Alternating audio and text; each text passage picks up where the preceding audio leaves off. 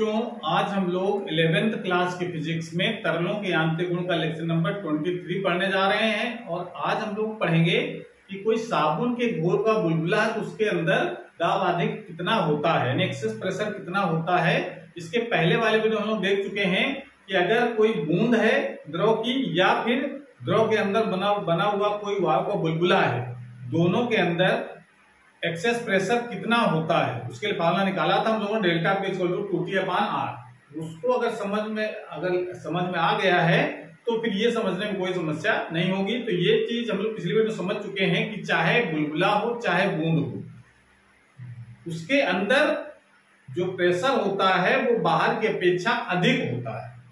तो वो क्यों होता है? वो पृष्ठ तनाव के कारण होता है। उसको हम डिटेल में पिछले वाले में पढ़ चुके हैं। तो आज हम लोग ये समझेंगे और उसका डेरिवेशन करेंगे कि साबुन का घोल का अगर बुलबुला है तो उसका अंदर कितना अधिक प्रेशर होता है।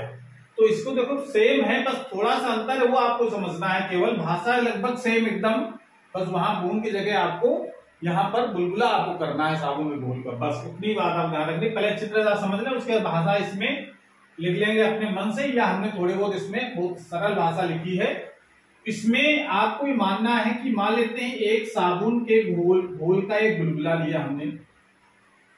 साबुन के घोल से बुलबुले का मतलब यह है कि ऐसे बहुत सारे खेल बचपन में देखे होंगे, एक ऐसा बाजार में लिक्विड मिलता है जिसमें अगर हम एक पाइप डाल करके उसको अगर डुबाए फूंक मारे तो उसमें बबल्स उड़ते हुए दिखाई पड़ते। तो उस टाइप की यहाँ पर एक साबुन का बुलबुला लिया हमने। ये किसी भी द्रव का बुलबुला हो सकता है, जरूरी नहीं कि साबुन का हो, लेकिन वो हवा में उड़ता हुआ बुलबुला होना चाहिए। इसका मतलब यहाँ बाहर क्या भरी हुई है? वायु, और अंदर भी वायु। ये सिचुएशन होनी चाहिए, तब ये फार्मूला यूज करेंगे। और इसकी त्रिज्या हम मान लेते हैं बुलबुले कितनी है?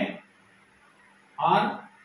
और बाहर जो प्रेशर है वो मान लेते हैं P है, और अंदर प्रेशर कितना है? थोड़ा ज्यादा है। कितना ज्यादा है? Delta P। तो डेल्टा P को हम लोग क्या कहते हैं? एक्सेस प्रेशर, यानी दाब अधिक कहा जाता है। और इस दाब अधिक के कारण ये बूंद क्या होगी? उसका जो पृष्ठ है वो बाहर तरफ चलेगा। तो मान लेते हैं ये जो एक्सेस प्रेशर है इस बूंद के पृष्ठ को बाहर तरफ कितना धकेल देता है? R + delta R। इतना उसने बाहर, यानी R तो था ही, डेल्टा R और बाहर, यानी ये डिस्टेंस जो है कितनी है? Delta R। इतना उसने बाहर धकेल दिया।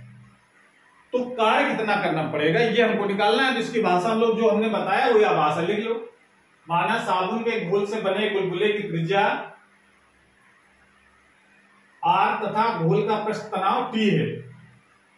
बुलबुले के बाहर दाब P तथा अंदर P + डेल्टा P है। इस प्रकार बुलबुले के भीतर दाब अधिक डेल्टा P होगा क्या है? माना ये दाब अधिक बुलबुले के पृष्ठ को बाहर की ओर डेल्टा R दूरी धकेलता है, जिससे बुलबुले की त्रिज्या बढ़ करके R + डेल्टा R हो जाती है। ये बात हमने उसमें भी लिखा था, ठीक है, बूंद वाले केस में भी।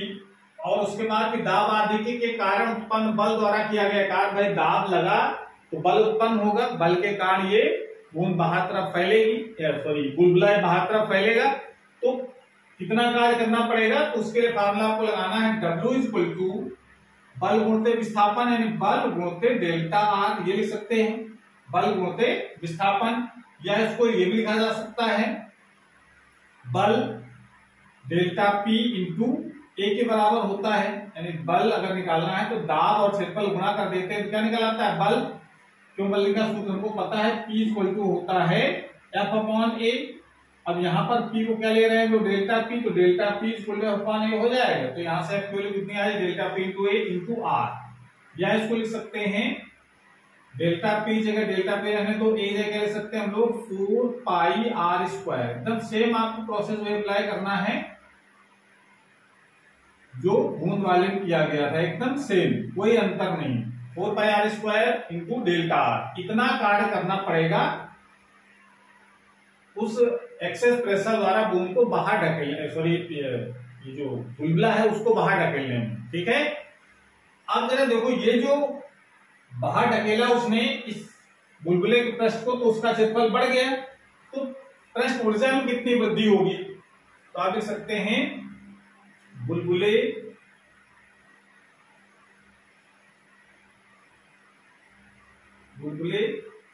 के पृष्ठ बुलबुले के पृष्ठ क्षेत्रफल बुलबुले का पृष्ठ क्षेत्रफल बढ़ने के कारण पृष्ठ ऊर्जा में वृद्धि। ये पृष्ठ ऊर्जा पता है, पृष्ठ ऊर्जा किस पर करती है? पृष्ठ क्षेत्रफल की वृद्धि पर। जितना क्षेत्रफल बढ़ेगा पृष्ठ ऊर्जा उतनी ही बढ़ती है। ये हम लोग पृष्ठ ऊर्जा की परिभाषा में सब बहुत डिटेल में पढ़ा है। तो बुलबुले का पृष्ठ क्षेत्रफल बढ़ने के कारण पृष्ठ ऊर्जा में वृद्धि।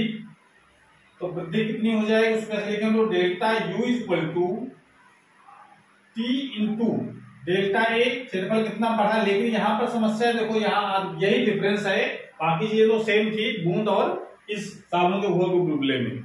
वहां बूंद में केवल एक पृष्ठ था तो हमने लिया था, उसमें जो पृष्ठ था वो बाहर था, केवल अंदर तो बूंद यानी भरी हुई थी द्रव से, इसका पृष्ठ एक था। यहाँ पर क्या है, इसमें अंदर भी वायु है बाहर भी वायु है, तो इसका दो इसमें पृष्ठ होंगे, अंदर और बाहर, ठीक है ना। तो अंदर बाहर जब ये फैलेगा तो दो पृष्ठों में वृद्धि होगी, तो एक पृष्ठ में निकालेंगे और उसका दो गुना कर देंगे तो 2 डेल्टा ए यहाँ पर करेंगे। इस बात को विशेष ध्यान रखना है, यहाँ पर 2 का गुणा क्यों किया गया, क्योंकि इसमें 2 पृष्ठ होते हैं साबुन के घोल के बुलबुले में, जबकि वायु के बुलबुले में एक ही पृष्ठ होता है। बाहर तो द्रव होता है, अंदर वायु होती है, और जो बूंद होती है बाहर वायु अंदर द्रव, तो एक ही पृष्ठ हुआ। इसमें बाहर भी वायु अंदर भी वायु, तो 2 पृष्ठ हो जाएंगे। तो इस कारण से यहाँ 2 का मल्टीप्लाई कर देंगे, बाकी सब चीजें सेम रहेंगी। तो यहाँ पर आपको T और 2 और डेल्टा कैसे निकाला जाएगा, A2 माइनस A1 करके, ठीक है। तो जरा यहां तक नोट कर लीजिए पहले।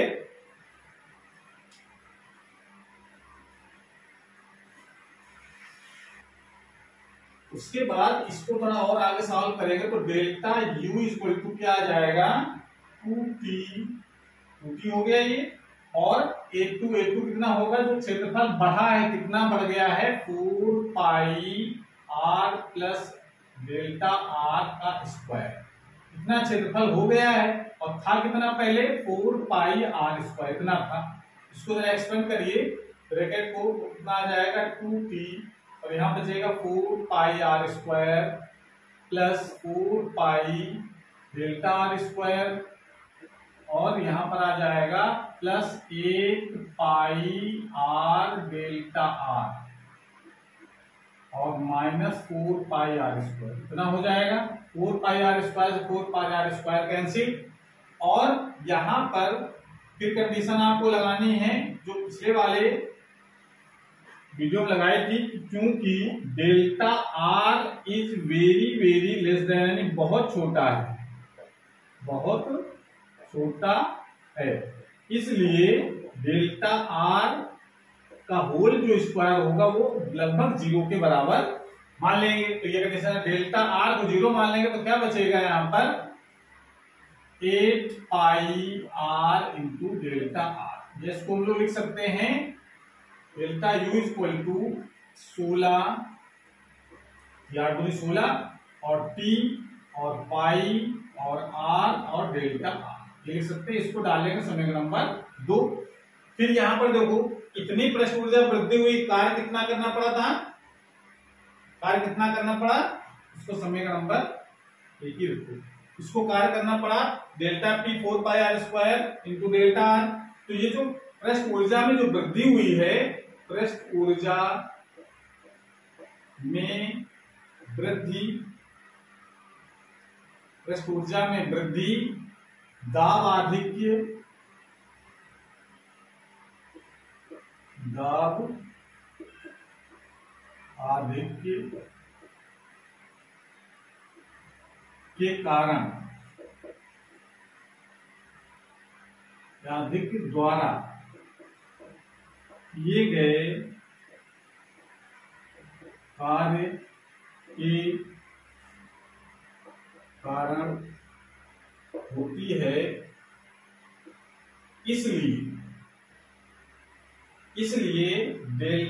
जो डेल्टा U है या डेल्टा W का जो मान है वो डेल्टा U के बराबर हो जाएगा। क्योंकि पृष्ठ ऊर्जा में वृद्धि दाब आदि के द्वारा किए गए कार्य के कारण होती है। जो कार्य किया गया 1 नंबर समीकरण से उतनी ही उसी साथ जो वृद्धि हुई, तो दोनों क्या हो जाएंगे, इक्वल हो जाएंगे। तो इसका W का मान कितने बराबर है, delta P into 4 pi R square into delta R. लिख सकते हैं इक्वल टू डेल्टा कितना है 2 नंबर समीकरण में 16T pi R into delta R. तो देखो यहां से 4 पाई से 16 यहाँ कटेगा तो 4 बचेगा ये, और पाई से पाई कैंसिल हो जाएगा, डेल्टा से डेल्टा आर कट जाएगा, आर स्क्वायर से ये आर कट जाएगा। तो क्या बचा, डेल्टा पी इक्वल टू बचा, यहाँ बचेगा 4t और यहाँ आर बचा तो 4t अपान आर। ये सूत्र निकल करके आ जाता है। तो अब देखो अंतर क्या समझ में आ रहा है कि जो साबुन के घोल का बुलबुला है उसमें जो पृष्ठ ऊर्जा जो दाब अधिक है वो कितना आया है 4t अपान आर, और ये अगर बूंद या वायु का बुलबुला था तो यहाँ था 2t अपान आर। ये डिफरेंस है दोनों में, दोनों फार्मूले आप याद रखने हैं। केवल बुलबुला शब्द नहीं देखना है क्वेश्चन में, बुलबुला किसका बना हुआ है, वायु बुलबुला है या किसी साबुन के घोल का या किसी भी घोल का बुलबुला है। तो दोनों में डिफरेंस है। अगर वायु का बुलबुला अगर द्रव के अंदर बना हुआ है तो 2t अपान आर दाब अधिक होता है, और अगर कोई साबुन के घोल का बुलबुला है तो उसमें दाब अधिक के 4t अपान आर होता है। बस आपको इतनी बात ध्यान रखनी है कि जिसमें एक पृष्ठ होता है उसमें दाब अधिक 2t अपान आर, जिसमें 2 पृष्ठ होते हैं उसमें 4t अपान आर। इतनी बात ध्यान रखेंगे तो इस प्रकार से हम इसका डेरिवेशन कर सकते हैं कि दाब अधिक साबुन के घोल के बुलबुले के अंदर कितना होता है। तो आज क्लास में समाप्त करते हैं। अगली क्लास में हम लोग नए टॉपिक के साथ आएंगे। तब तक पढ़ाई करते रहिए। All the very best.